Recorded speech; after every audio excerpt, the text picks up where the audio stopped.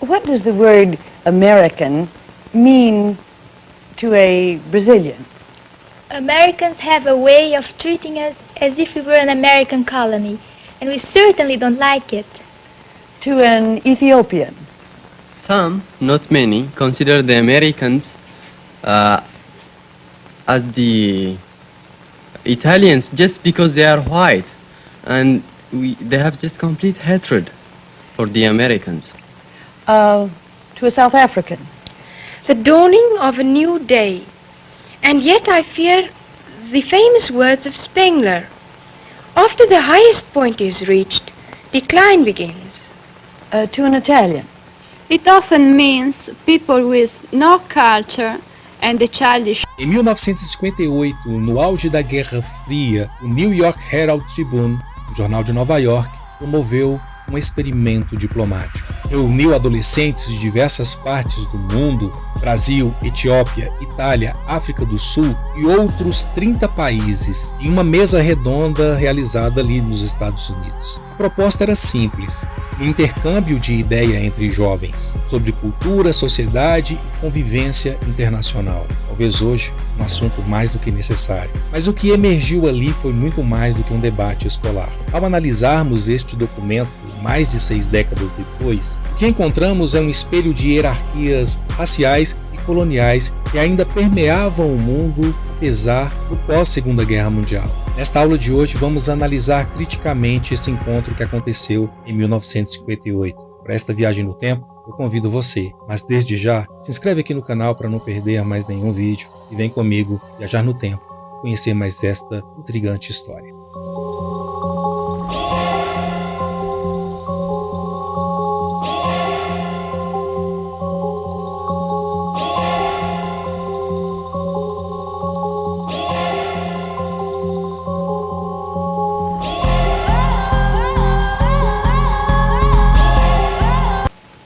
What does the word American mean to a Brazilian?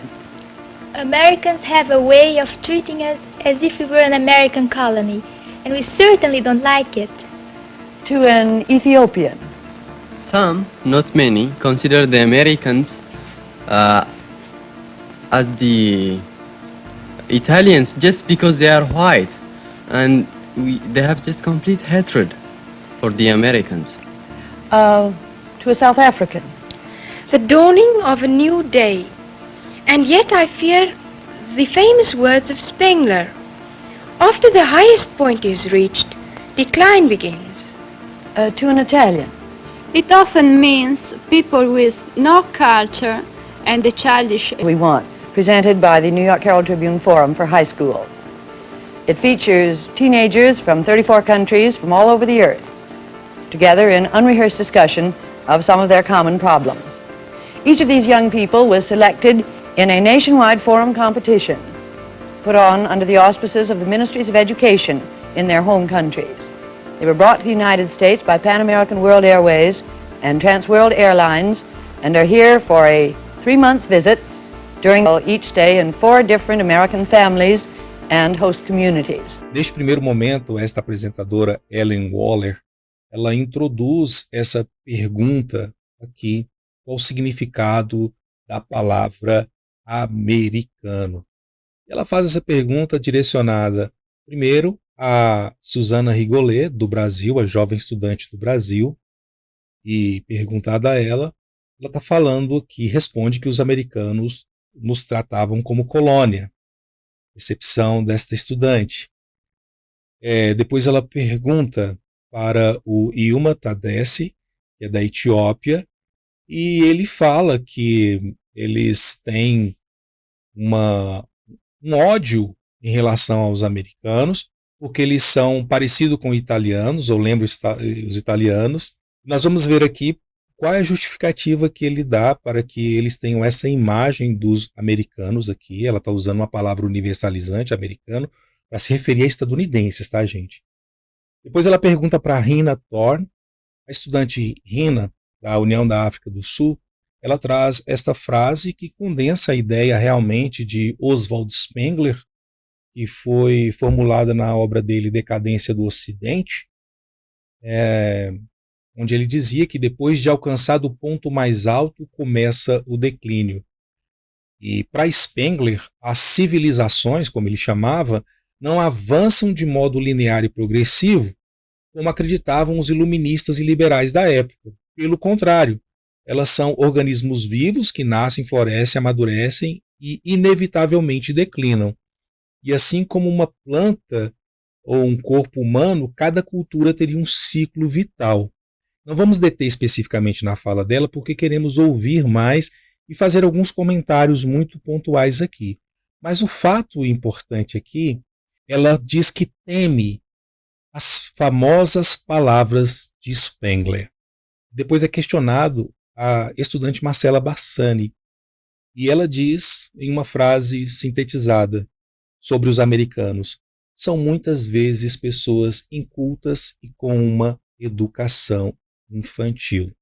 Bom, é importante entender que este programa aqui foi gravado em Nova York, na cidade de Nova York, e os adolescentes participantes eram delegados, de 34 países que foram selecionados por um concurso nacional organizado pelo Ministério da Educação de cada país, e essa visita de 3 meses aos Estados Unidos foi patrocinada por empresas aéreas como a Pan American e a Transworld, empresas que nem existem mais, e pelo New York Herald Tribune, como nós já dissemos. But let me introduce you to the students who are participating in this discussion. From Brazil is 18-year-old Susie Rigolet. Susie, how are things going in your host family? Any problems? Gosh, I sure have. Have you? Yes, before I came here to the States, they told me I'd have to go to lots of parties. They haven't taken me to one party and not one American date. I feel offended and left out. How about you, Rena, from South Africa? Been having any interesting experiences? Well, yes, I had a very interesting experience just 2 days ago. I met a girl from Belgium, and, well, she spoke Flemish, and I speak Afrikaans, and yet we understood each other perfectly. Had you known the two languages were so alike? Well, I didn't know that before, except that I wrote to a pen friend in Belgium, and I could read the letters, but I didn't know that we would be able to understand each other so well when we actually spoke the languages. That's a new fact for me, too. How about you, Yilma? How are you getting on? Yilma Tadesse from Ethiopia. It's exactly different from what my dear friend Susie had. In me, there are lots of parties. I had been offered lots of parties and I had to attend them and dance there. But unluckily, there are many girls who would like to dance with me. And so the student council had first of all to receive an application for a dance and then have it signed by me. And on the whole, all things went on very well. I mean, with my family, the faculty advisor of the school, and the students. And I have a terrible thing. I couldn't tear apart myself from this community and the school. It makes it hard when you can stay only 2 weeks, doesn't it, and have to Really? leave. I know, but if you stayed in just one community for the whole 3 months, you generalize and think that all America was like that. So it's probably fair, but I know it's hard. Marcella from Italy. By the way, what are people doing about your name? Do they call you Marcella? No, American people can't say Marcella as we do in Italian, so they call me Marcy. Good nickname. Glad you got it here. Well, how are things going, Marcy? Oh, quite well. I am quite at home here. But I was really astonished because I've never seen people who kiss so much as here you do. I mean people, of course, young person, girls and boys. This is part of your high school education, is it, Marcy? Yeah, it is. You take a course in kissing. Este ponto é muito importante. Você consegue perceber o quão jovens eles são nas suas experiências. Você já consegue perceber na fala da Suzy, da brasileira, é que ela tinha uma imagem de como seria a vida nos Estados Unidos e já vê um pouco diferente. Já a Rena da África do Sul fala de uma experiência, de ter encontrado uma outra garota da Bélgica e perceberam que o afrikaner e o flamenco, falado na Bélgica, eram similares, idiomas semelhantes e que havia alguma familiaridade nessa comunicação. Com relação já ao jovem etíope, ele fala que foi bem aceito, participou, dançou nas festas, as meninas queriam dançar com ele. E é importante entender aqui que nós estávamos ali no auge, efervescência do movimento dos direitos civis nos Estados Unidos. Eu não consegui descobrir em qual universidade que ele ficou, em qual escola que ele ficou, então, e comunidade, então não consegui entender realmente qual foi a comunidade que ele está se referindo. Mas se tratando de Nova York, uma cidade muito cosmopolita e com muita diversidade secularmente, ele disse que foi muito bem aceito, bem recebido. Já para Marcela da Itália, o choque cultural dela ali foi que ela ficou muito admirada, porque nunca tinha visto tantas pessoas beijar como eles beijavam ali na comunidade onde ela ficou. Então você consegue perceber o quão jovens eles são, mas também essa percepção de que lugar da Itália que veio a Marcela e em que lugar ela ficou em Nova York também. Então, essa é uma questão muito interessante sobre a percepção que temos na sociedade que vivemos e a que os outros têm de nós e a que temos dos outros também e do recorte da sociedade dos outros. Mas vamos continuar que tem coisas muito interessantes nesse vídeo. Maybe it's too early to ask you this yet, but could I ask whether you've so far got any dominant impression, your first impression of the United States? Well, you see, in Brazil, the impressions we have of the States is what you see in the movies. So when you see a musical, you think life in America is just dandy. Everybody floats around in a rosy cloud, singing songs with a beautiful and handsome young man beside you. Then you see a gangster movie, and all the Americans are bloodthirsty and violent. So when I came here with an American life, an American family, it was so different. I felt so at home. It's a real family life. You know, I've complained about the parties, but maybe it's just as good because I'm with my family every evening. We watch TV, we talk, we have discussions, we do homework. So it's just as good. So your image of America made from movies, where every young girl had a young man and danced all the time, hasn't proved to be true in your case, has No, it? not yet. Maybe it will. Maybe that will come later. I hope so.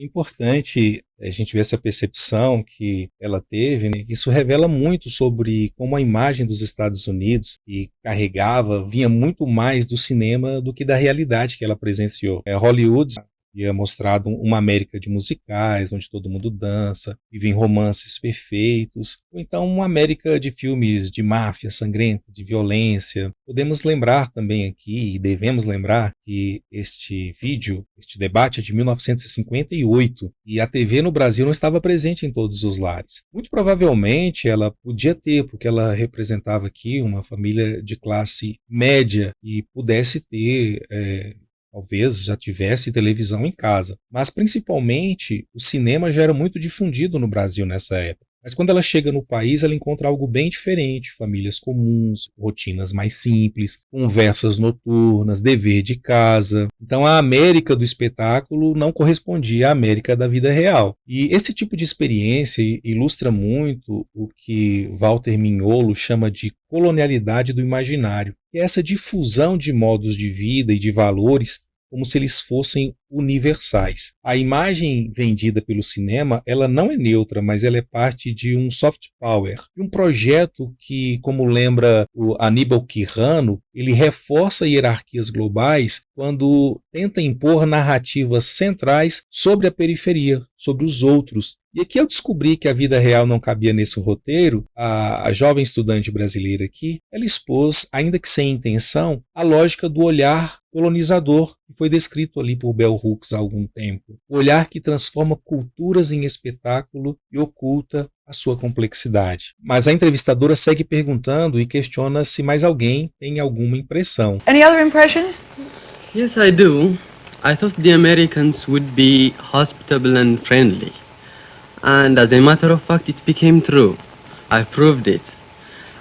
Starting from the airplane, the hostesses were just as sisters rather, and the faculty advisor from the school, my host families, and everything got to be true. And it's really wonderful. I'm amazed. Is that your dominant impression so far from America? Anything here that you hadn't expected? Oh, sure, there is one thing that I didn't expect. It's really funny, but I have to say it. Go ahead. There is a dog in the family I am in. It's called Trooper.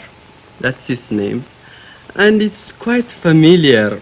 And at lunchtime and at dinner, it just pulls itself to the table and asks for food. It's really just contrary to my country. They wouldn't even, dogs don't even pass the dining hall at all. And it's rather peculiar and strange. O jovem da Etiópia aqui, o Wilma, ele quando chega nos Estados Unidos tinha essa expectativa de encontrar essa América acolhedora, né? E essa impressão ele vai se confirmar.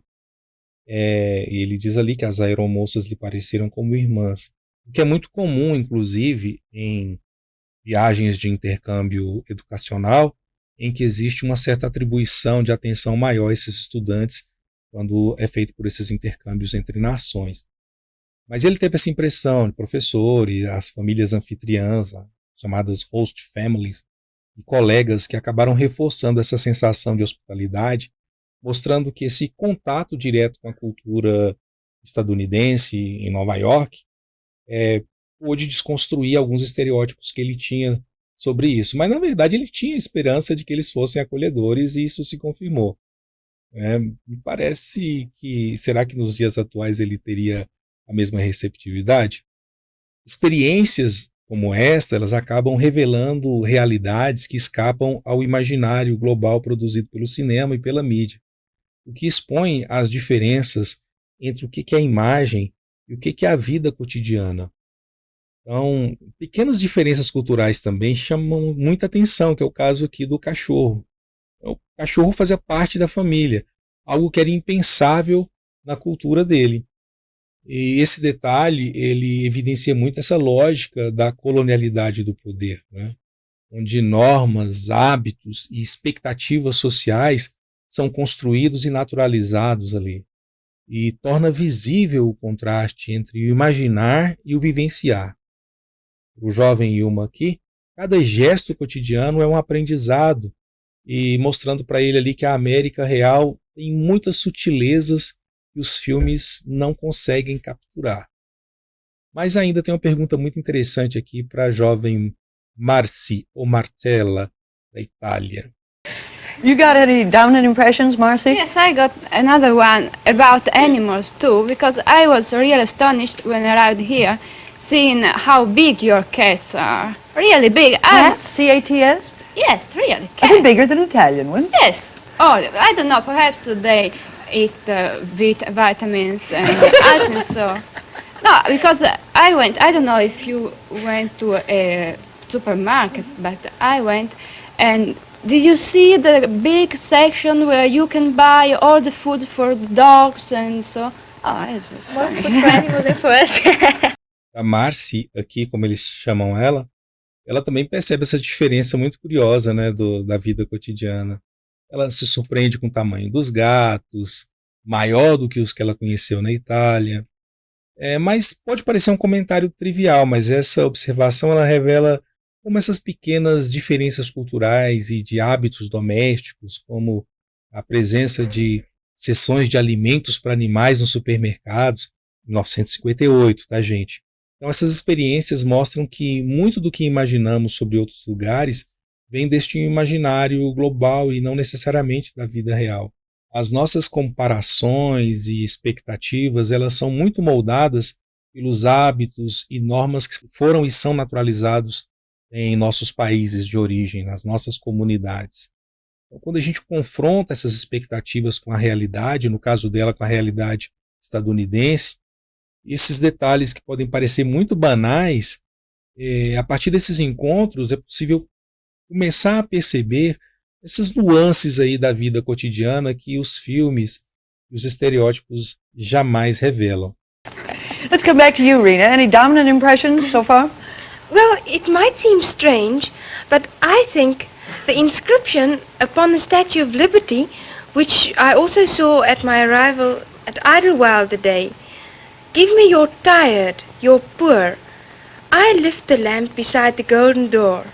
I think that will be my one dominant impression of America whenever I get back and think of the wonderful time with the Forum. I didn't know it was in the airports now. Times have changed. It used to be just on the Statue of Liberty. Now I'm glad we've got it in the airports, too. Então, essa citação que ela falou da Estátua da Liberdade, ela revela aqui, pode parecer muito sutil, mas ela revela aqui a persistência de um dos mitos fundadores dos Estados Unidos. Sim, a ideia de nação-refúgio. Esta ideia, a citação é: dê-me seus exaustos, seus pobres, eu ergo minha tocha fora da porta de ouro. Isso é, na verdade, uma adaptação dos versos do poema O Novo Colosso, de Emma Lazarus. Esse poema ele foi escrito em 1883 por um leilão de arte que tinha como objetivo arrecadar fundos para o pedestal da Estátua da Liberdade. Nesse poema, a Estátua da Liberdade ela é personificada como uma mãe dos exilados, tá? Uma mãe dos exilados. Parece que um contraste com o que a sociedade americana produz hoje. E essa inscrição, muito embora ela não estivesse presente na estátua no momento da inauguração, ela se tornou um símbolo muito poderoso do ideal de imigração e asilo na América, né? Principalmente para os imigrantes europeus, obviamente. E ela transformou a estátua de um mero presente da França, que foi a Estátua da Liberdade, que celebrava a amizade entre as duas nações, num farol de esperança para milhões de imigrantes que chegavam à Ilha Ellis, que é onde está, ali na Baía de Manhattan, a Estátua da Liberdade. O que torna a fala de Hina aqui muito importante é essa visão da América como um refúgio universal que contrasta, né, com a realidade das políticas migratórias que muitas vezes são hoje restritivas e profundamente desumanas nos Estados Unidos. E essa impressão dominante, né, na fala da Hina, gosta de fazer citações de que ergue sua tocha fora da porta de ouro, uma visão idealizada deste poema, né, que, embora poderosa, não capta realmente a totalidade da experiência de imigração, mesmo porque naquela condição, naquela situação, ela era apenas uma estudante de um intercâmbio cultural. Então a fala dela, que se alegra com a presença dessa inscrição no aeroporto em 1958, mas para ela, imigrante branca, apesar que nós não podemos deixar de pensar o contexto, essa frase ela pode ser interpretada como uma forma de resistência a essa complexidade. Alguém que não considera essa complexidade. E isso parte do soft power que os próprios Estados Unidos desenvolvem em relação a si próprio, a propaganda que fazem de si mesmo nos filmes, nos programas, talk shows, enfim, ao redor do mundo. E então aqui a Hina está focando justamente nesse mito fundador da nação, reafirmando a crença nessa América como lugar de acolhimento e de oportunidade, que é uma impressão dominante que ela leva consigo. Então aqui é importante entender, ela é uma sul-africana branca e inclusive agora recentemente o Donald Trump convida justamente para os Estados Unidos, dizendo que estava havendo um genocídio na África do Sul contra pessoas brancas e convida justamente os colonos brancos que supostamente estavam sendo perseguidos na África do Sul. Sobre isso temos uma aula aqui no canal que eu já fiz e deixo aqui na descrição do vídeo para vocês conferirem depois. Mas vamos continuar aqui porque tem outras falas muito importantes. Well, now, I want to come back to some of the fairly startling things you all said at the beginning. Susie, you said that North Americans or United Statesians in Brazil, I won't call us Americans because you're Americans too, if I can think of it, acted and treated you as if you were an American colony. Now, tell us a little bit more about that. Well, you know, most Americans in Brazil are tourists. I live in Rio, and Rio is a tourist city. So they come there, they act as if they own the world, and they just look down on us like that. So we really don't feel like very at home with them. But I had another experience with Americans too, because I lived for 1 year in an American camp. It was near Rio.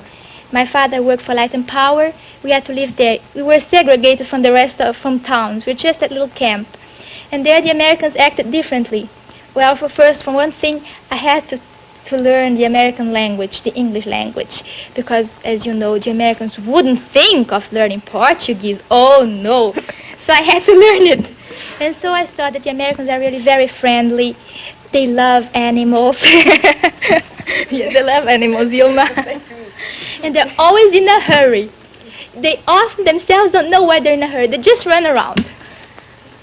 A fala da Suzy ela traz muito dessa percepção com várias faces sobre a presença estadunidense no Brasil através da percepção dela. E você percebe que oscila aqui entre a experiência do americano como turista arrogante e a vivência de uma comunidade segregada. E essa dualidade que ela descreve aqui levanta questões que são muito importantes sobre a forma como a hegemonia cultural e econômica se manifesta nessas relações interpessoais. A sensação de ser tratada como parte de uma colônia, ser tratado como colônia, ela reflete muito bem essa percepção do poder que é assimétrico. A imposição da língua inglesa como meio de comunicação, mesmo em solo brasileiro, isso é um exemplo clássico de imperialismo cultural. E isso marca muito bem aqui a ideia de que a cultura dominante não precisa se adaptar, mas sim espera que as outras se submetam. Isso é absolutamente terrível. A experiência que a Suzy narra aqui, ela ecoa muito a tese do Eduardo Said, na obra dele Cultura e Imperialismo, onde ele argumenta que o imperialismo ele não se limita à dominação territorial ou econômica, mas é profundamente enraizado na cultura, na linguagem e nas representações que uma nação faz da outra. Então a descrição que ela fez ali, por exemplo, do acampamento americano, isso mostra muito, é revelador sobre uma forma de segregação cultural e social. Uma comunidade que vivia isolada,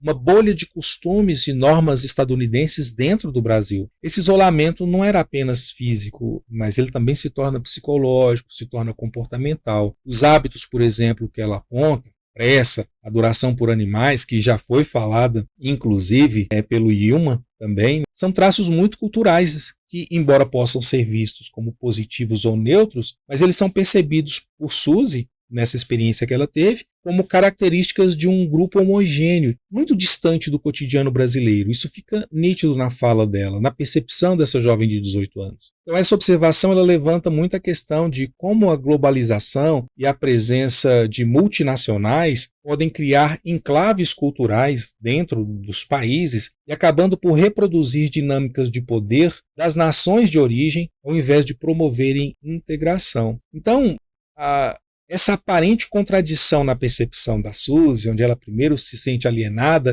e depois vê uma amigabilidade superficial, digamos assim, isso ilustra muito a complexidade das relações interculturais. A amizade que ela experimenta ao começar a falar inglês é, na verdade, uma aceitação condicionada pela sua assimilação cultural, necessária no contexto em que ela vivia. Então, ao se adequar a esta língua e implicitamente aos códigos de comunicação do grupo dominante no lugar onde ela estava, então ela se torna aceita. Isso mostra muito que as relações elas não são horizontais, mas elas estão enquadradas por uma hierarquia de poder, onde a fluência no idioma, a conformidade com a cultura, isso acaba se tornando moeda de troca para a inclusão. Então, esta fala dela revela muito, e é um testemunho desta experiência de viver à sombra de uma potência cultural, navegando ali entre a alienação e a tentativa de pertencimento. Uma fala muito, muito diagnóstica e muito importante nesse vídeo. What about Americans in some of your other countries? How about Italy, Marcy? Well, I know that there are a lot of Americans in Italy, but who live there too. I think that Italian people think that all the Americans are very, very rich, and so perhaps they would like better if American tourists, when they go to Italy, spend much more money. I don't know, because Italian people thought that think that Italian Americans don't spend enough money in our country. A fala da Márcia aqui sobre a Itália, ela complementa a visão de Suzy, na verdade, só que ela adiciona aqui uma nova camada de percepção global dos estadunidenses. Enquanto Suzy, ela lida com a questão da hegemonia cultural, a Márcia aqui ela aborda a dimensão econômica, a visão dos italianos de que os americanos são muito ricos e a frustração de que não gastam dinheiro suficiente, nos coloca ali num cenário onde a expectativa econômica se choca com a realidade do turismo. Talvez eles não fossem tão ricos quanto a propaganda dizia. Essa percepção ela é um reflexo do poder econômico Claro, por serem turistas e poderem estar no continente, mas também do estereótipo associado aos Estados Unidos. E, historicamente, os americanos foram vistos como o arquétipo do viajante abastado, capazes ali de impulsionar a economia local com seus gastos. Então, essa observação que a Marcy fez aqui, ela sugere que essa expectativa não é sempre correspondida, não é sempre real. E isso pode ser compreendido ou interpretado de muitas formas. Primeiro, a realidade econômica.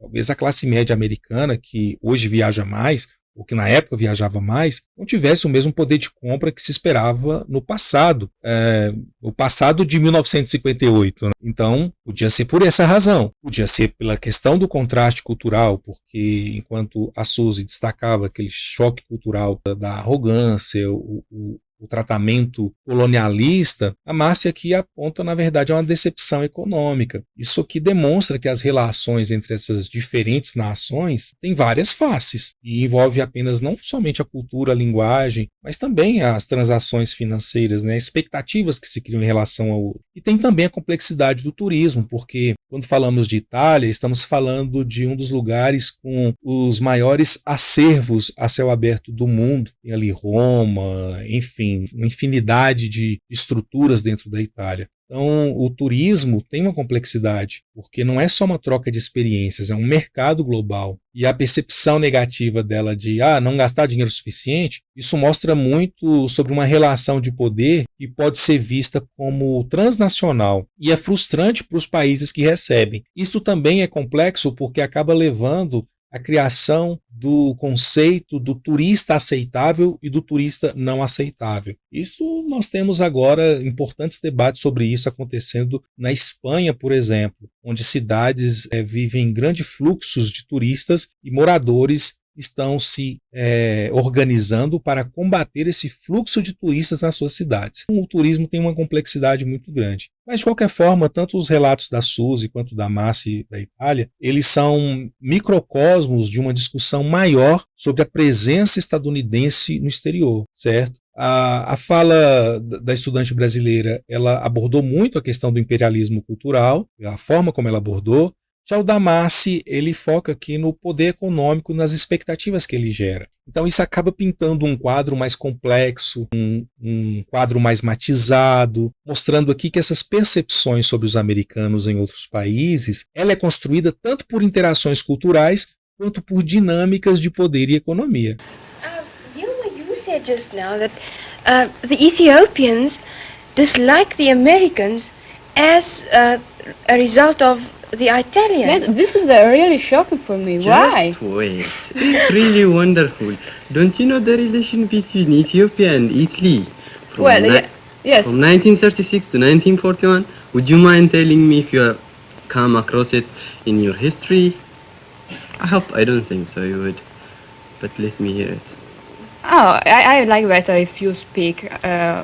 What do you learn in your school? Do you mean we don't learn very much about the very, very recent history in our school. You don't even know the countries you have tried to colonize? Yes, I know this. And I think that they built many roads too in Europe, and I think that they did good things too. Yeah, that's true. But don't you know what you did? I mean, didn't you learn in your history that what Italy did to Ethiopia? In what year? And when did they go out or things like that? Don't you come across? Go on, tell us. That's a fair question, Marcy. Tell us what you learned, or what you know about the Italian trouble with Ethiopia. Oh, I don't know very much indeed. I think that perhaps I studied something about it, but now I forgot it. Well, I'll be pleased to tell you if you haven't come across it in your Yes. history. Well, it should have been, because you have been in my country for 5 years. Yeah. From 1936 to 1941. Yes, You came and bombarded our country, killed all of people, and did all sorts of things. And still you don't know the history of this thing. Well, luckily you were kicked out in 1941. Well, Yuma, Yeah. maybe she doesn't know it because it's much more important to the Ethiopians than to the Italians. Well, of course I admit, it might be as well important to know for her, I mean, what her country has done, what countries Italy dominated. No, what countries Italy tried to colonize? Don't you think that would at least be important to know what countries she It could be colonized? a little important to them and very important to you. It's very important to me, and I know it well, and I have explained it to you. I Thank you. wonder if this raises a question that we ought to tackle. Is it a good thing that in schools today in 1958 you don't learn much about 1938? Talvez um dos trechos mais interessantes deste vídeo é este aqui, porque é um momento de um diálogo entre o Ilma e a Marcy da Itália. E a Rina, estudante da África do Sul, pergunta: Ilma, você disse que os etíopes não gostam de americanos devido aos italianos. Isso é o grande choque para mim. Por quê? E aí é interessante, porque na mesa de debates todos desconheciam. Volto a dizer, são estudantes. E aí ele pergunta: você poderia me dizer se aprendeu sobre 1936 a 1941 em suas aulas de história? E aí ele fala meio que decepcionado, né, que esperava que sim, mas não achava que tinha aprendido. Por favor, diga. E aí ele fala: talvez seja melhor você dizer o que aprendeu em sua escola, pois nós não aprendemos muito sobre história recente em Itália. Aqui é importante porque o ano é 1958. O Ilma está se referindo a uma ocupação que aconteceu entre 1936 e 1941. É interessante, o que se ensinava nas escolas italianas? Mas o importante aqui nesse primeiro trecho da conversa é que a estudante da Itália, a Marcella, ou Marcy, ela não conhecia a história. E aí ele começa a narrar ao seu modo o que aconteceu. Ele representa uma certa frustração, né, nas suas falas. Ele pergunta: você não sabe sequer os países que vocês tentaram colonizar? E não foi a primeira vez, porque a Itália já tentou colonizar a Etiópia no final do século XIX e foi brutalmente derrotada. E aí ela fala assim: eu sei, mas também acho que construímos muitas estradas em seu país. Essa visão colonial que é passada de que os colonizadores foram benfeitores para o país, né? A Itália nem ficou muito tempo assim, como o próprio Ilma disse, foi entre 1936 e 41. Mas na verdade eles estavam ali ocupando por um tempo enquanto os etíopes estavam lutando para expulsá-los. Ele pergunta: por exemplo, quando e por que razão eles foram? Coisas assim, você não aprendeu essas coisas? E ele está surpreso de que a estudante da Itália não conhece essa história. E aí então nós chegamos nesse ponto. É surpreendente como que a educação do país colonizador não revela aos seus estudantes o que ele fez. E sobre a resistência do povo etíope, você tem uma aula específica aqui no canal, vou deixar na descrição do vídeo para vocês conferirem, onde vocês vão perceber essa insistência da Itália em colonizar a região da Etiópia. Mas aí a Ellen, a entrevistadora, faz uma outra pergunta muito interessante. Is that a good thing or is it a bad thing? And is it true of other events of the 1930s? Well, I think it's a bad thing. I would like to know much more of how of our government, of our economy, and of all the things that are happening now in the world. In our school, we don't study this kind of thing. We just study history as far as I think the first World War. Well, don't you ever get to study, for example, Italy under fascism and the Second World War? Yes, I think that first I'm studying the things next year, I think, but I'm not sure. But now, at 18, your history that you've studied in school has just brought you up to 1914. Yeah. Well, if you don't study current history, what kind of things do you study in school, Marcy? Now, I don't mean to be unkind, but you said that the Americans had a childish education and were completely uncultured. What do you learn in school? Oh, we learn a lot of things which I don't know if they are very useful for us. Because, for instance, we in my school, I'm attending a classical school, and so we learn Greek and Latin, history and philosophy, and a lot of very old-fashioned things. But you haven't really learned yet about the fascist period in Italy. No, I think I'm learning something next year. Eu acho que eu vou aprender no próximo ano. Essa fala aqui é absolutamente surpreendente, né? A apresentadora diz: isso levanta uma questão que deve ser respondida. E uma coisa boa que hoje, em 1958, você não aprendia muito nas escolas sobre 1938.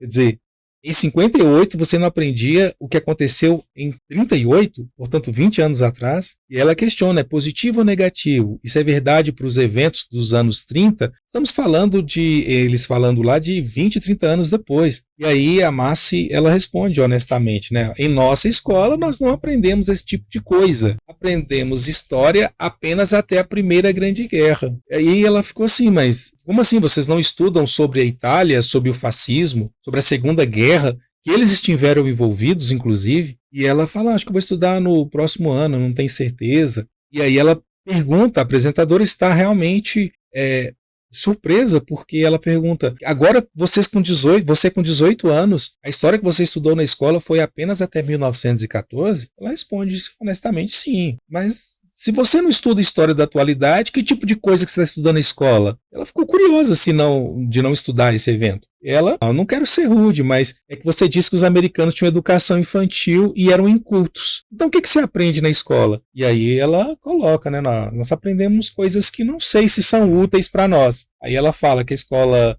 clássica, aprende grego, latim, história, mas eu acho que ela não estudava história realmente, não sei que história que se ensinava neste currículo, e filosofia e muitas coisas antiquadas. Ela, a estudante, acha que essas coisas são antiquadas. E aí, pergunta crucial, você não aprendeu sobre o período fascista na Itália? Não, é o que ela diz agora. Acho que vou aprender no próximo ano. É um abismo a educação. Apesar de ter sido feita em 1958, é um debate atemporal sobre o que as escolas devem ensinar, o passado distante ou os eventos recentes que moldam o presente. No Brasil, nós precisamos falar da ditadura militar. Nós precisamos falar do que aconteceu. Bom, em 1985, mas nós precisamos aprender. Muito em breve, nós já precisamos aprender sobre os governos recentes e o que está acontecendo no Brasil agora também. Tá? Então a pergunta central, se é positivo ou negativo não aprender sobre os anos 30 nas escolas em 1958, ela revela essa tensão entre a memória coletiva e o currículo escolar. O argumento de Márcia aqui, da estudante, que o currículo da sua escola tem matérias antiquadas, caso do grego, latim, história, filosofia,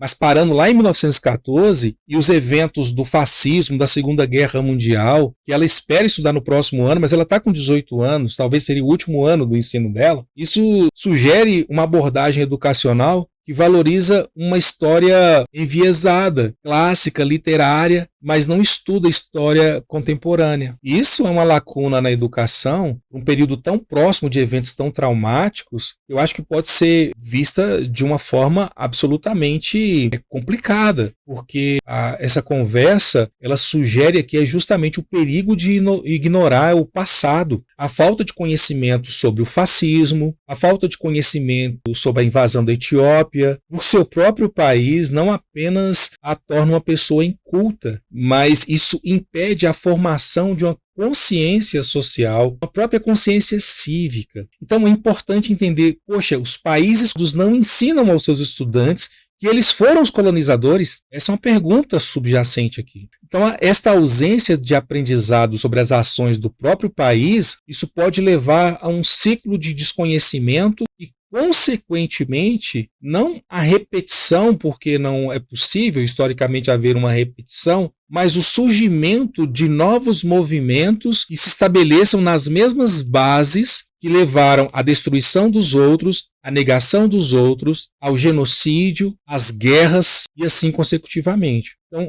é muito importante. O que ensinar história? Por que os países colonizadores não ensinam a história das suas ações colonizadoras no continente africano, sua participação nas guerras genocidas? E aí me volta uma pergunta, que não está no vídeo, obviamente. Será que os Estados Unidos ensinam para os seus estudantes o que eles fizeram ocupando territórios? Será que eles ensinam para os seus estudantes o que eles estão fazendo nesse exato momento na Palestina, em Gaza, fornecendo armas para o cometimento do maior genocídio do século XXI? O que será que eles ensinam? Mas tem mais vídeo. Now, what about in Ethiopia, Yilma? What have you learned in school about this Italy? period? Yeah. As a matter of fact, we celebrate the day the Italians were kicked out every year. And I don't mean it's our independent day. We had our independence even before Christ, rather. And we just remember that date and just celebrate it. And of course, every individual in Ethiopia wouldn't ever forget what the Italians had done to us.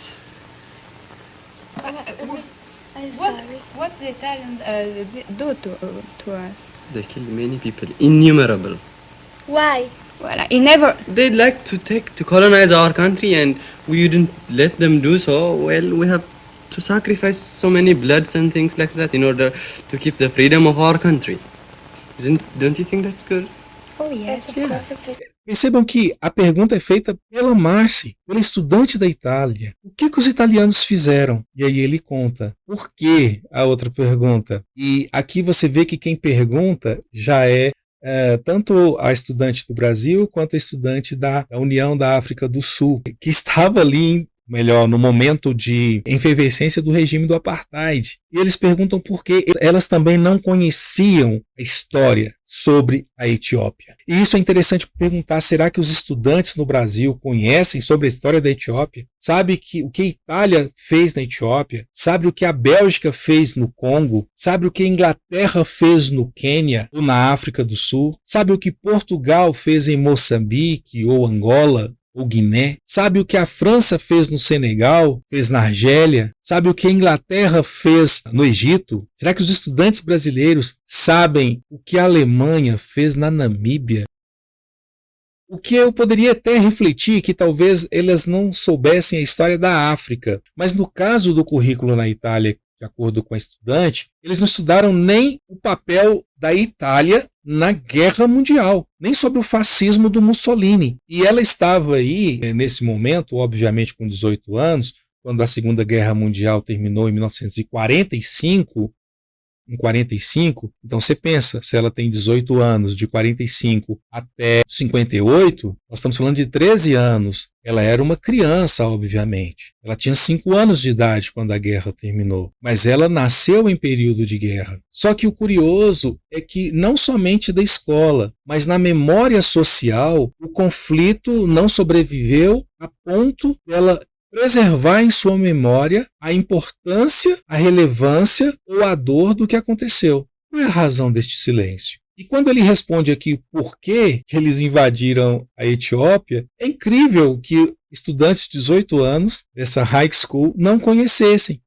ou do ensino médio, no caso do Brasil, desconhecessem. Mas não é surpreendente desconhecer. E eu digo isso com o maior respeito aos estudantes, porque é o sistema que escolheu que as coisas fossem assim. A sociedade escolheu que as coisas fossem assim. E o Ilma responde a essa pergunta. Veja só, para colonizar nosso país. O que eles invadiram o país? Para colonizar nosso país. Mas nós não deixamos isso acontecer. Tivemos de nos sacrificar muito. Ele fala derramar sangue, muito, para manter nosso país livre. Não acha que isso é bom? E de repente ele vira o advogado contra o apagamento da memória sobre a história que aconteceu com o país dele, com o seu povo. Isso é muito interessante. Don't you think that's good? I guess. Well, Rina, tell me about the education in your country. Do you learn really history up to date? Well, I wouldn't say as up to date as in American schools, for in American schools they seem to know everything more about the present history than about the past. And yet I think perhaps in this atom age of ours it's more important. But I'd like to tell Yilma just something. A Suzy pergunta para a Rina, então, sobre se ela aprende até a história da data presente. Mas é até interessante o que seria a data presente, a história do tempo presente. É interessante porque que os professores de história, muitas vezes, a sociedade inclusive entende isso, que a gente não deveria falar sobre a história do tempo presente, sobre o que está acontecendo na crise migratória, sobre o genocídio que está acontecendo na Palestina, sobre a invasão da Rússia à Ucrânia, sobre BRICS, sobre diversas questões do nosso tempo, sobre as guerras que estão acontecendo, por exemplo, em alguns diversos lugares do mundo. E é interessante porque a Rina ela fala que eles não estudam até a data atual como nas escolas americanas. E aí ela fala que nas escolas americanas eles parecem saber mais sobre a história atual do que sobre o passado. Bom, nós temos que levar em consideração que eles estão há pouco tempo, algumas semanas no país. Essa foi a percepção de que eles estudam mais sobre história do passado do que história atual. Ela fez essa divisão. O que seria essa história do passado que eles estudam? Ela está falando dessa história que ela citou da imigração europeia, o arco de ouro, do país que recebe os imigrantes? Será que ela está falando desse tipo de história? E nós estamos falando de quê? Da história de uma nação supremacista, que ignora a história dos povos indígenas, que ignora a história dos povos latinos, que ignora a história dos povos africanos que viveram ali e vivem ali. Então é toda essa complexidade. Yoma, do you know that you were talking about your very old country, but I don't know if you ever heard about the Zimbabwe ruins in, well, it's more or less in Rhodesia, a little bit north of South Africa, the Union. And we think that the Ethiopian people built it there, and there can be found no traces whatsoever which people inhabited it or whatever happened. It's probably the Ethiopians, I agree. I'm sure. And that's the proof that our country, Ethiopia, existed before Christ also.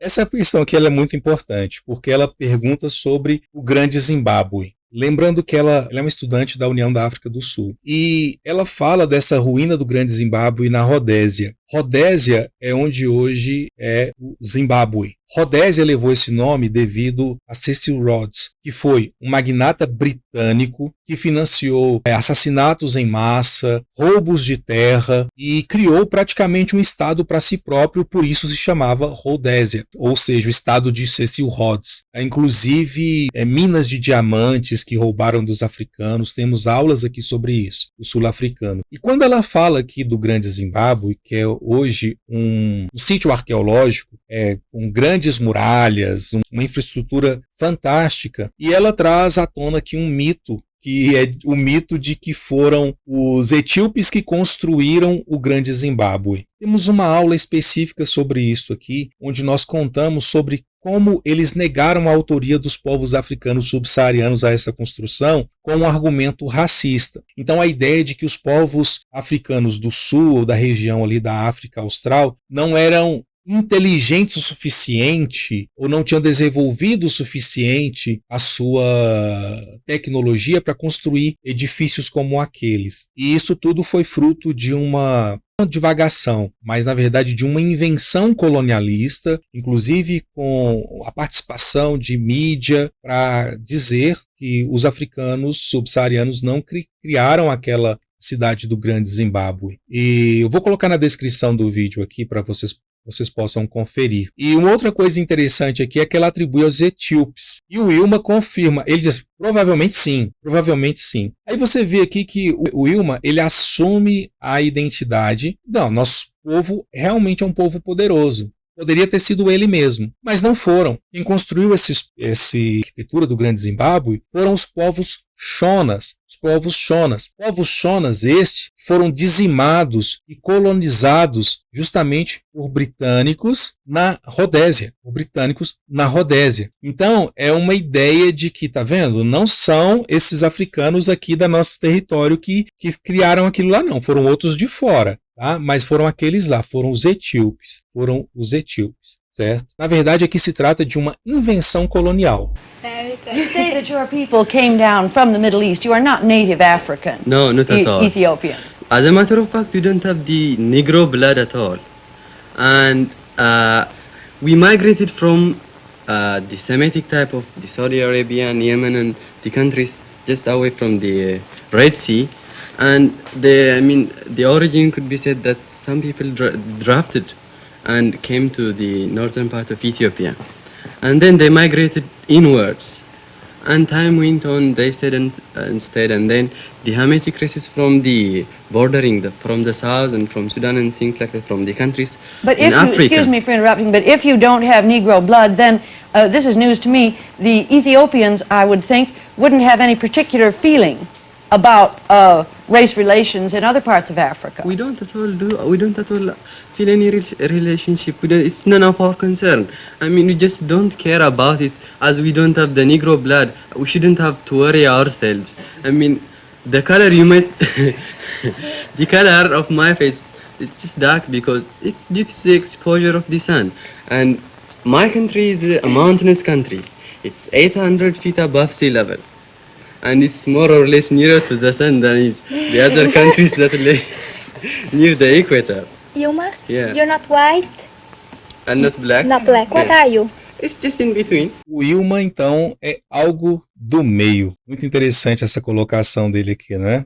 Mas vamos refletir um pouco sobre algumas coisas que ele falou aqui. A primeira questão é que, ao ser perguntado, né, sobre o povo etíope ser ou não africano, e ele responde a essa questão não de todo. E ele fala: de fato, nós não temos sangue negro de todo. Isso aqui é muito importante a gente entender, porque a concepção do que é ser negro passa pela ideia da criação do que era raça. E lembrando que 1958 era o ano de discutir principalmente a questão dos direitos civis. E esses conceitos de negro, branco, estava muito vivo no imaginário social norte-americano, e por ser esse jornal um jornal que primava por esse tipo de expansão de entendimento, pode parecer contraditória a fala dele, mas não é. Mesmo porque a questão de que o negro é uma construção racial do europeu sobre o africano, que com o passar do tempo, depois do processo de escravidão, principalmente, essa impressão vai se consolidar e a língua, por ser dinâmica, ela vai ser em diversas camadas apropriada por pessoas que são descendentes de africanos. Mas inicialmente a expressão negro ela não foi utilizada para se referir a todos os africanos, mas principalmente a africanos da região subsaariana. Nós temos uma aula específica aqui no canal sobre a origem do termo negro. Convém assistir. Da mesma forma, a origem do termo branco, para se referir à coletividade de pessoas de pele clara. O termo branco, por exemplo, ele é uma apropriação, um conceito que vai encontrar lugar na sociedade no século XVIII, principalmente. E o conceito de negro da mesma forma. Então é importante nós entendermos que os africanos não se referiam, e eu estou falando de todos os povos africanos, eles não se autorreferenciavam como povos negros. Então essa pergunta soa estranha, sim, para que uma pessoa africana possa responder, porque ele é representante de um povo específico, de uma sociedade específica, que não se coloca como classificada pela cor da pele. Quanto a ser descendente de africanos, e ele fala não de todo, talvez seja isso mesmo, a resposta sim e não ao mesmo tempo. Explico por quê. O povo etíope ele não é um bloco único, ele é resultado de uma fusão histórica entre populações africanas locais, no caso povos cuxitas, povos nilóticos, e a influência de povos semitas que vieram do sul da Península Arábica. Antes dessas influências semíticas chegarem à região, esse local já era habitado por povos cuxíticos, tá? Povos como os oromos, os somalis, os afar, e também por outros grupos que conhecemos como grupos nilóticos. Esses povos, eles que formam a base africana da população etíope. Mas lá a partir do segundo milênio antes de Cristo, gente, estou falando de segundo milênio antes de Cristo, começou a haver migrações de povos semíticos do sul da Arábia, como os sabaios, os imiaritas, e vieram ali através do Mar Vermelho, porque são regiões próximas. E destes encontros, houve transformações na língua, transformações em técnicas agrícolas e arquitetônicas, contribuições dos dois povos, e as questões religiosas. Por exemplo, fora de Israel, a comunidade judaica mais antiga é justamente a comunidade Beta Israel, que se encontra na Etiópia. O reino de Aksum, que foi um reino que existiu do século I a.C. até o sétimo depois de Cristo, ele foi justamente a síntese dessa fusão. Até hoje, o amárico, que é a língua oficial, e o tigrínia são línguas semíticas, enquanto o oromo e o somali, que também são falados em toda a Etiópia, ou melhor, em várias regiões da Etiópia, são línguas cuxíticas. Então, os etíopes não são só descendentes de semitas, eles são um povo africano originário, tá? Que recebeu influência semítica e também produziu uma cultura única, com base justamente nessa relação afro-cuxítica semítica, digamos assim. Só que esse tipo de fusão não é incomum. Nós vamos encontrar esse fenômeno em toda a Europa. Nós vamos encontrar esse fenômeno em diversas sociedades asiáticas e também indígenas americanas. Então não é um movimento único do povo etíope. Então a base é uma base africana, sim. Quanto a ele ser algo do meio, é uma questão muito importante, porque esse algo do meio aí é que ele não é branco e ele não é negro. Ele não se encaixa nessas descrições, porque o que é ser negro é uma construção racial. É uma construção racial. A raça é uma construção social e não é algo biológico. Este canal aqui tem diversas aulas sobre isso, elucidando justamente essas questões. E ele, como um africano, um jovem africano, ele não se encontra nesses conceitos para identificar, ele não se encontra nesses conceitos para afirmar sua identidade. Essa pergunta é feita de americanos ou de brasileiros brancos ou de sul-africanos brancos ou mesmo na percepção da jovem italiana, mas não na percepção de um jovem africano. Portanto, ele não seria branco, obviamente, e ele também não seria negro, porque essas são construções europeias. Esse algo do meio, ele está querendo dizer que ele tem identidade. Mas ele também fala essa questão, porque a identidade dos povos africanos acabou ficando reduzida, ou dos afrodescendentes, reduzida apenas à cor da pele, porque é isto, ou foi isto, que as teorias raciais criadas por cientistas europeus e norte-americanos produziram de conceitos sobre o outro. Isso foi justificativa para a colonização, isso foi justificativa depois também no processo de escravidão, depois no processo de segregação, no processo de marginalização e, enfim, continua até os dias atuais. Então, quando ele tenta encontrar essa justificativa que a pele dele tem a ver com a cor do sol, tem uma aula aqui sobre da origem da pele negra e vocês vão ver quais serão as principais teorias que, na época, versavam sobre essa questão da origem da pele negra. Ele está evocando aqui umas destas teorias, provando assim, ou testemunhando assim, né, sendo aqui um exemplo, talvez, de como essas teorias elas navegavam oceanos.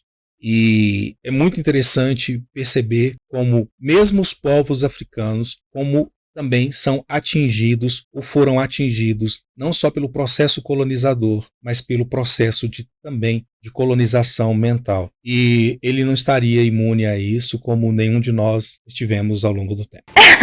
Hilma, and I would like to know, are you, for instance, very much interested in the South African race policy, or do you stand more or less objective towards that? Not at all.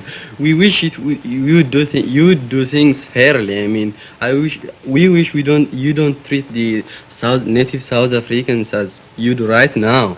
But as a matter of fact, we don't care. We just listen to your policies and things that go on in South Africa. But I'd like to ask you one question. Would it become more? Would it be? Would you think it would be? A little. Wait, just before. Would the matter be worse or better? I mean, within these few years, or what is the stand right now of this South African problem? Could I just ask you another question before I answer yours? Yeah. Is there any discrimination, for instance, between the separate tribes in your country? How do you, for instance? I'm very happy you brought that point. As a matter of fact, the Amhara tribes consider ourselves superior to the other tribes, to the adjacent tribes that live in this same community. And we just consider them inferior and consider ourselves superior. And that could be something of segregation, but it's not actually in the sense that you take it and the Americans in Little Rock take it.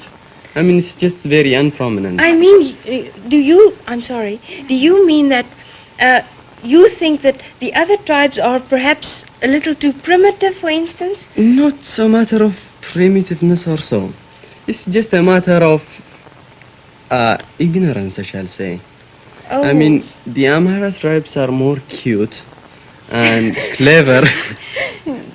And that's why, they're just... That's your tribe? Yeah, that's my tribe. I'm But proud of very it. modest, yes. Yeah. And Yuma, do you have whites in Ethiopia? White people. Foreigners? White people, yes. Yeah, lots of them. We have the Americans, as a matter of fact. They're working in different departments. And I'd like to say one point on that.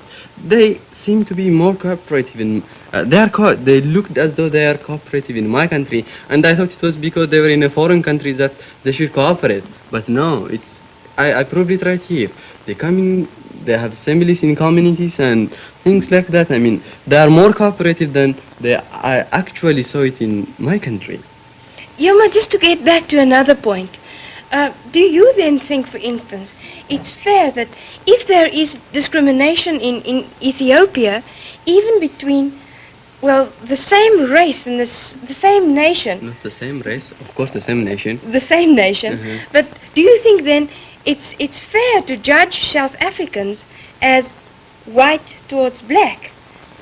If you don't, for instance, acknowledge the less good Ethiopians, well, We do acknowledge them. I don't mean we don't actually consider our discrimination, what you call it, is not as prominent and worldwide known as it's in South Africa. A estudante da África do Sul, então, interroga aqui o jovem etíope. Ele está muito interessado na política racial da África do Sul e que ele é mais ou menos objetivo com isso. Na verdade, o mundo, naquele momento, estava criticando a política do apartheid na África do Sul, onde pessoas negras sul-africanas eram proibidas de ocupar certos espaços, eram presas, a violência que estava sendo utilizada, enfim. E aí ele fala, não, só queríamos que vocês fizessem as coisas de forma justa, que não tratassem os sul-africanos nativos, né, da maneira como estão tratando.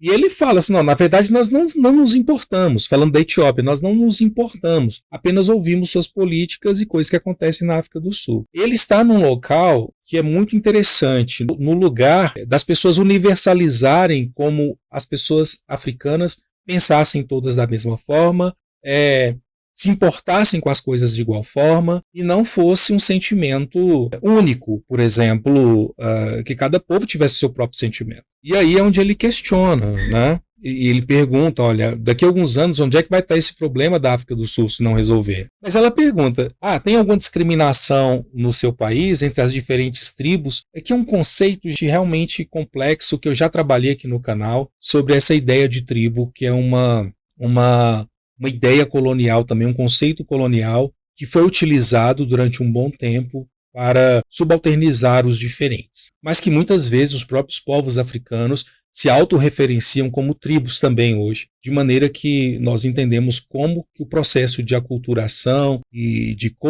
colonização mental também aconteceu. E aí ele responde que os povos da tribo Amhara, que falam amárico, eles se consideram superiores aos outros, porque um dos problemas magistrais causado pelo processo de colonização foi a própria invenção dos Estados-nações. E nesse contexto, por exemplo, os povos que estão dentro deste território chamado Estado deixam de se identificar culturalmente com seus povos, sociedades antes desses estados do século XIX, principalmente, e passam a se identificar agora com uma identidade nacional. Uma identidade nacional é um mito, porque havia vários povos distintos no mesmo território. Povos que muitas vezes eram rivais históricos e que se percebem diferentes uns dos outros. E nesse caso especificamente, como o povo Amhara formava grande parte naquele momento, principalmente que em 1958 o presidente era o Selassie I, e então o Estado estava praticamente sendo governado por povos amháricos há algum tempo, eles se consideravam sim uma elite dentro do Estado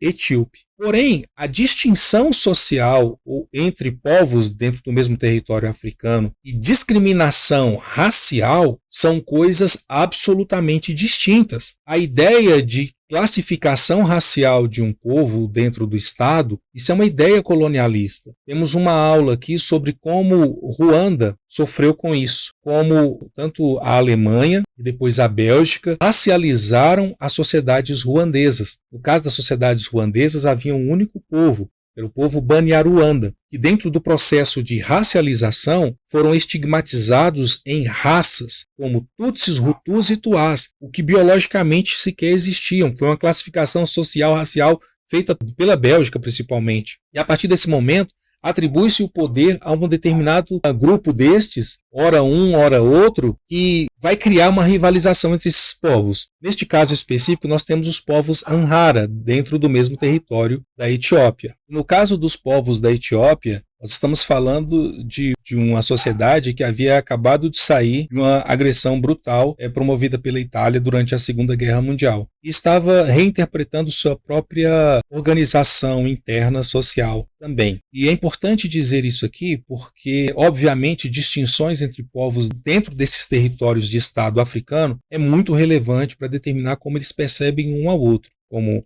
um mais bonito, um mais inteligente, mas essa classificação não era racial, na verdade. Por isso o estranhamento dele em fazer uma comparação que não se equivale, porque o que acontecia na África do Sul era justamente um apartheid com relação às pessoas sul-africanas negras, ou consideradas negras. Então é importante fazer essa distinção aqui. E no caso de contextos coloniais complexos, como o caso da colonização europeia na África, muitos povos que eram inclusive adversários foram colocados dentro do mesmo território, através das fronteiras artificiais que foram criadas pelos colonizadores. Temos aulas sobre isso aqui também no canal. Então, a visão do Ilma sobre si mesmo, sobre o seu povo e sobre a África do Sul são visões distintas. A ideia que a Rina levanta é que a discriminação ela estaria equivalente. Não, de forma alguma estaria equivalente. De forma alguma estaria equivalente. Porque o etnocentrismo observado, ou seja,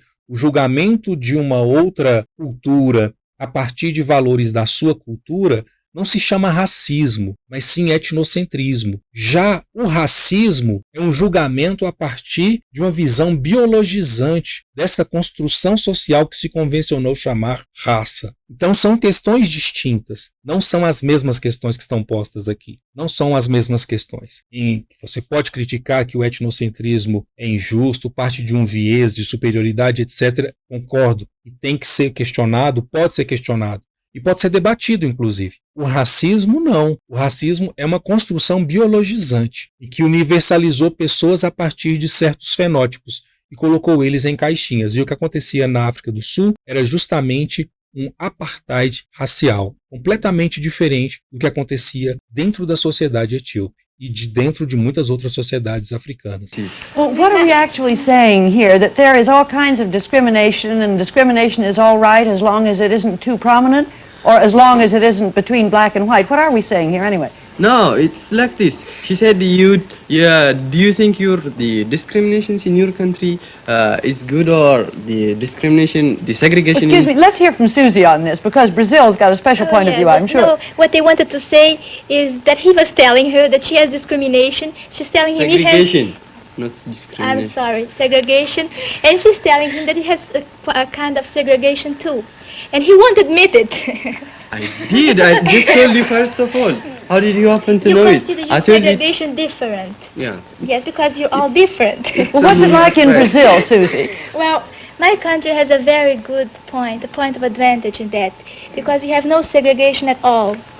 And we could be in the same position as the United States, because we had slaves just the same as they did, just about the same time as they did. Only our country was a colony of Portugal, the United States was a colony of England. The Englands are Anglo-Saxons, the Portuguese are Latins. And the Latin race, mingles very easily. So there were marriages between black and white, they form mulattoes, which are not black and are not white, and mingle and mingle and mingle. So now we don't have black and white, we have all sorts of colors, from white to very black, with light brown in between. And in Brazil, there's just no question if that person has a little Negro blood, like here in the States. He has 1/8 of Negro blood, he's considered a Negro. He has 1/16, he's considered white. We just don't have it. You look at the person, look at another one, they're people. That's what's different. Antes de passar adiante, precisamos pensar no que a nossa estudante representante disse aqui, né? Primeiro, cabe ressaltar aqui que a apresentadora, ela trouxe a questão que existe um tipo de discriminação que é boa desde que seja proeminente, desde que não seja entre brancos e negros. Ela está falando de discriminação, ela como tentou aqui colocar as duas coisas na mesma balança. Essas coisas não estão na mesma balança. E ele fala da segregação, reafirma segregação, que é o que principalmente estava na questão aqui. Não era nem sobre o sentimento de superioridade, era sobre segregar, ou seja, dizer que ele poderia ou não estar naquele território, separar eles do seu território, expulsá-los do seu território, como aconteceu no caso da África do Sul, por exemplo, com o Native Land Act, que é a Lei de Terras Nativas, que expulsou os africanos do seu território e deu esses territórios para os europeus, tá? E aí ela faz a pergunta então para a Suzy, representante do Brasil. Volto a dizer, gente, são estudantes, exceção de estudantes de 18 anos, mas que refletem ali no seu microcosmo, com certeza, as impressões de toda uma sociedade. E ela está dizendo para ele que ele também tem um tipo de segregação, mas que ele não admite. Não pode se falar em segregação na questão da Etiópia. O que ele estava falando é da percepção, justamente esse etnocentrismo, que é um conceito antropológico, que julga o outro a partir da sua própria cultura, os seus valores. Então você vai ouvir ele falar palavras como bonito e inteligente, entende? Mas isso não tem absolutamente nada a ver com a questão racial. Porque esse conceito de raça não existia não somente entre os povos africanos. Esse é um conceito criado no contexto da Europa. Tá? Mas aí a Suzy ela tem uma visão bem distinta sobre a questão do Brasil, que nós não temos segregação alguma, ela diz. Na verdade, obviamente, nós sempre tivemos segregação. Nunca chamamos com esse nome, mas o Brasil é um país segregado racialmente, entre negros e brancos. Basta você analisar todas as pesquisas que nós temos que comprovam o lugar do negro e o branco na sociedade brasileira. E essa luta tem sido acirrada por décadas para que ela seja menor a cada dia. Tá? Mas ela chama aqui uma ideia de que houve uma colonização diferente, o Brasil podia estar na mesma posição dos Estados Unidos, né, porque tinha escravos, então ela acredita sim que teve escravidão na mesma época. O Brasil durou mais que os Estados Unidos. Só que aí ela faz uma distinção de colonização, né? Estados Unidos pela Inglaterra e Brasil por Portugal. E aí ela vai falar de uma ideia de uma raça latina que se mistura muito facilmente. Não são misturas, gente, convenhamos, né? São violências sexuais que foram perpetradas contra corpos de mulheres negras e indígenas. Não há histórico de homens negros africanos tendo relações com mulheres brancas e gerando os seus descendentes no período da escravidão ou início do século XX. Nós estamos falando de uma violência histórica que foi romantizada através principalmente do conceito de democracia racial, que é como um conceito em voga e em alta naquele momento, e ela não seria diferente porque ela era um pensamento da época. E aí ela fala de mistura. E agora ela fala que agora a gente não tem nem negro nem branco. E tem gente com todos os tipos de cores, desde branco, muito negro, castanho claro. E no Brasil todo mundo tem pelo menos um pouco de sangue de negro. Na verdade não é só no Brasil, no mundo inteiro. Ou melhor, digamos, né? Na Europa, nos Estados Unidos. E aí nos Estados Unidos eles tinham classificação lá de 1/8, 1/6 sangue, enfim, que poderia ser considerado branco ou não. Então nós estamos falando de classificações rígidas naquele momento. Mas no Brasil, obviamente, nós sempre tivemos pessoas negras e pessoas brancas na nossa sociedade. Tá? Então, assim, é muito importante entender como que a visão de uma democracia racial era latente naquela década de 60, em 1958, nesse caso, no momento dessa entrevista. E ela pergunta, então, para a estudante da África do Sul. And I wanted to ask you something, Rina. You say there's a great segregation in your country. That's right. And in your country, do you have prejudices against the black people? Well, I wouldn't actually say prejudices. Perhaps I should just explain this to you. Everybody seems to have heard of apartheid during the last few months, years. And I think it's perhaps misinterpreted in most instances. I'll tell you what apartheid actually means. It means the development of two separate racial groups within their own areas. And Susie, you said that there is no discrimination whatsoever in Brazil. Could you just tell me more or less, are there more whites or more blacks in Brazil? There are more whites. There are more whites? Yes, there are more whites. But you can say white and black. White Oh, and yes. not white. Oh, yes. Because the blacks aren't just black, they're all colors, as I told you. Because the whites marry very easily with the black and with the Indians. In Brazil, that yes. happens very much. So we just don't count blacks and whites, just people, you know. For instance- It's very different from your country. For instance, would you marry a black? one? I think that I personally wouldn't marry a black one because my parents wouldn't approve of it. And you, don't you think that's a little bit of discrimination? It is. I'm sure. On my Actual part, I segregation. wouldn't. But I'm not a real Brazilian because my parents are Swiss. But the real Brazilian, Yes, they would. yes, they would. And they do. They do very often. They do it all the time, in fact. Yes, there's really no discrimination in this.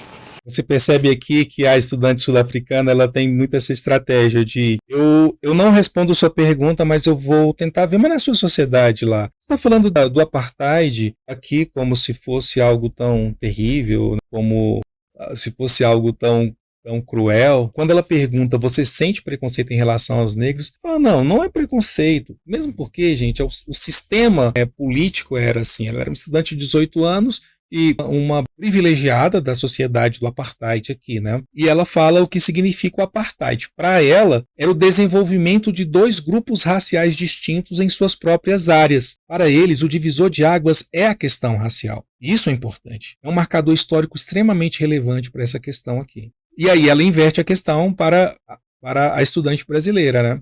Que ela pergunta se há mais brancos ou negros no Brasil. Inicialmente ela responde que há mais brancos. Na verdade, não há mais brancos no Brasil, sempre houveram mais negros no Brasil. Mas aí essa relação racial que parece ser complexa, mas que os censos, mesmo os censos mais antigos, colocam esse grupo de negros como uma população majoritária historicamente. Contudo, é complexo porque quando eles se referem à questão racial, estão lidando com conceitos que são biologizantes e nesse momento estava em alta no mundo essa discussão, tanto na África do Sul quanto nos Estados Unidos nas pelos direitos civis lá, com Martin Luther King, Malcolm X. E ela pergunta para ela, né, você casaria com um negro? E a Suzy responde que não casaria com um negro, porque os pais dela não aprovariam. O que não é uma novidade no Brasil é que esse tipo de casamento interracial era incomum de uma mulher branca com um homem negro, principalmente até o início do século XX. Isso era basicamente incomum.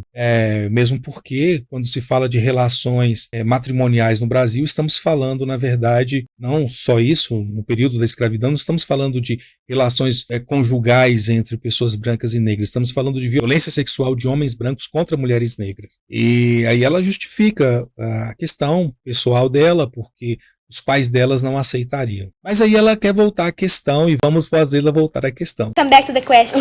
You said you have a kind of prejudice in your country. Do you have it here? Do you feel any prejudice against a black person here? Do you feel kind of awkward? Oh no, not in the least.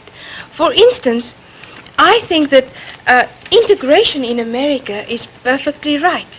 And I think it should be done. And therefore I approve of it. But I just don't see how integration would work in South Africa, at least not for the present. For in South Africa, it's 3 million whites against 12 million. Whilst in America, it's altogether different. And I'm quite assured that the present policy that we follow is going to be the solution of the problem at last. Actually, I hope Could so. you imagine the so. Brazilian problem having been solved like that? No, it Why doesn't. not? It won't ever work. Because people are people. They can't be separated. You stay here, you stay here. You are white, you are black. You can't. Are you God to judge what they have to do, where they have to stay? You have to go in those schools, they have to go in those schools. You marry with this one, she marries that one. No. No, it's not a question of who is God and who's going to judge, but it's a civilization against a civilization. After all, it is the white South Africans that have built up South Africa to where it is With the now. help of whom? With the help of the other, but with Who the did the heavy supervision. work? With the You black. supervision of the. I'm so excited, you know. Oh yes, perhaps it should, but I don't know. After all, it's not fair to think that South Africans should just quit all their good work right here. For instance, I couldn't tell what is going to happen in future, but I think for the present time, there is no other solution. For what would you think? Well, I think that people have a right to live as they want to. I think you can't put a barrier between people. Let them go and do as they wish to. If they want to go to your schools, let them. If they don't want to, okay. I'm sorry.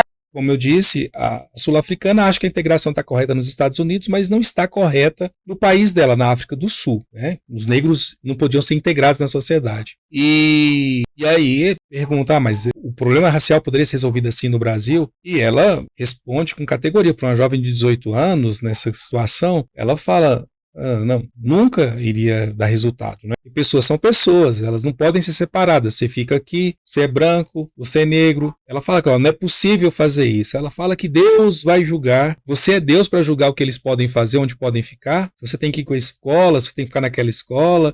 Se casa com esse, se casa com aquele. E aí a Rina, obviamente, ficou incomodada. Falou, não é questão de quem é Deus, mas é uma civilização contra uma civilização. Aí você percebe aqui o conflito racial. E ela diz que os sul-africanos brancos que construíram a África do Sul até onde ela está agora. E aí a Rina, e a Suzy pergunta para ela, a brasileira pergunta para ela, com a ajuda de quem? Com a ajuda dos outros, ela chamou de outros. Mas a supervisão foi, e ela falou, quem fez o trabalho pesado? Os negros. Mas eu não sei. Não é justo que os sul-africanos deveriam simplesmente desistir do seu bom trabalho feito aqui. Imaginem só se os nazistas pensassem exatamente assim. Na verdade, eles pensavam assim, né? Como os nazistas vão desistir do bom trabalho feito para a Alemanha até aqui? Então, assim, você consegue perceber como que é agudo esses temas, essa discussão na mentalidade dos meninos que são estudantes de ensino fundamental e médio, como isso está presente na vida das pessoas. E aí a Rina, uma estudante, gente, eu falei, tem que levar em consideração o recorte temporal. Ela disse, não sei o que vai acontecer no futuro, mas eu acho que no momento não tem outra solução. E quando ela responde assim, aí ela pergunta para Suzy, né, de uma forma muito educada, inclusive, depois desse sermão, digamos assim, da estudante brasileira. Bem, eu acho que as pessoas têm o direito de viverem como elas quiserem. Acho que não é possível colocar uma barreira entre pessoas, né? E, então, assim, é muito interessante esse debate aqui. E a gente caminhando aqui para o final deste vídeo, a Ellen, a apresentadora, ela traz uma questão. Our time's up and you're just beginning to get into the interesting part of the discussion. It's a good note to end on that you gave us, Suzy. People are people. In a brief summary, I think I've learned a couple of things tonight. I've learned a little bit more about Ethiopians' racial background. I've learned something about schools in Europe these days, and the fact that they don't teach current history. We may do a little more talking about schools. I think I should say, too, that our purpose is not so much to tackle a single subject exhaustively and reach conclusions. Maybe at the end of 3 months we'll just have a few tentative conclusions of the world we want. Our purpose is rather to give you some of the fun and maybe a little of the excitement that comes when this group of young people from all over the world get together and try to get to know each other.